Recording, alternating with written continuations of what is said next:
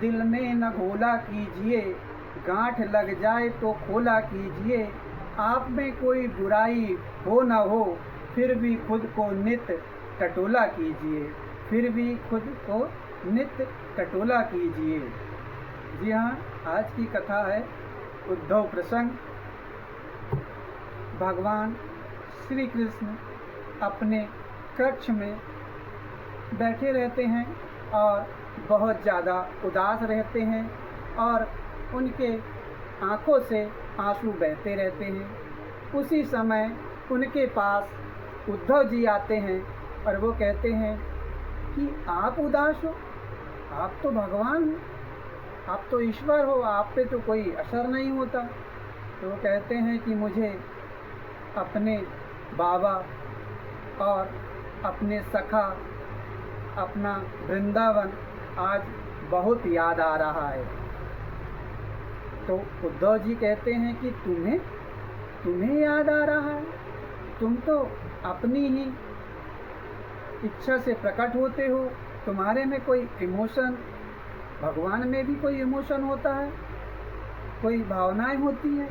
तुम तो ऐसे प्रकट होते हो और लीला करके चले जाते हो, ये तो सब तुम्हारी लीला है। पर वो कहते हैं कि नहीं, मुझे उन्हें की बहुत याद आ रही है। तो वो कहते हैं कि जाकर मिल क्यों नहीं लेते? उद्धव जी कहते हैं कि जाकर आप उनसे मिल क्यों नहीं लेते? तो वो कहते हैं कि मैं बहुत मुश्किल से तो उनसे यहाँ पर आगे की लीला करने के लिए उनसे बचकर आया हूँ और मैं बहाने करके उनसे आया हूँ, और अगर फिर से मैं गया तो शायद फिर कभी वापस नहीं आ पाऊँगा वृंदावन से। तो कहते हैं कि हे सखा उद्धव, तुम मेरा काम क्यों नहीं करते? तुम क्यों नहीं जाकर वहाँ का हाल चाल पता करते और उन्हें समझाते? और कहते हैं कि मेरे वृंदावन के मेरे बाबा और मेरी माता यशोदा बहुत ही भोले हैं, वो तुम्हारी ये श्लोक और तुम्हारी ज्ञान की बातें नहीं समझ पाएंगे। वह तो हमेशा ही बहुत साधारण, मैं अभी भी उनके लिए एक ग्वाला ही हूँ। वह मुझे भगवान के रूप में नहीं मानते और ना ही मैं उनके सामने भगवान के रूप में प्रकट होना चाहता हूँ। तो तुम वहाँ पर जाओ और उनसे कहो कि वह कैसे हैं, जाकर देख के आओ। तो उद्धव जी जाते हैं और कहते हैं कि वह उसी समय पर पहुँचते हैं उद्धव जी जिस समय श्री कृष्ण अपने सखाओं के साथ गाय चरा कर आते थे। उसी समय पहुँचते हैं तो वह पूछते हुए जाते हैं कि नंद बाबा का घर कौन सा है। जब जाते हैं तो नंद बाबा के यहाँ जैसे ही पहुँचते हैं तो नंद बाबा कहते हैं कि वह उन्हें पता चलता है और वह देखते हैं कि वह सब उन्हीं के वस्त्र आदि पहनकर आए हुए हैं। तो वह समझ जाते हैं कि इनकी सखा है और वही मोर पंख मुकुट लगा के आते हैं जो श्री कृष्ण लगाते थे। तो वह बाबा नंद बाबा उनसे उस समय उनके बारे में कुछ नहीं पूछते। वह पूछते हैं कि देवकी बहन कैसी है और वसुदेव जी कैसे हैं, और सारी बात पूछते हैं, लेकिन श्री कृष्ण के बारे में नहीं पूछते। तो उद्धव जी कहते हैं कि तुम्हें श्री कृष्ण याद नहीं? तो कहते हैं मुझे याद तो है, अभी तुम जिस रास्ते से आए हो वहीं पर जो देखे होंगे तुमने बड़ा सा जो बना है वह हमारी गायों का रहने का स्थान है, और हमारी गाय अब जो है शाम को भोजन नहीं करती।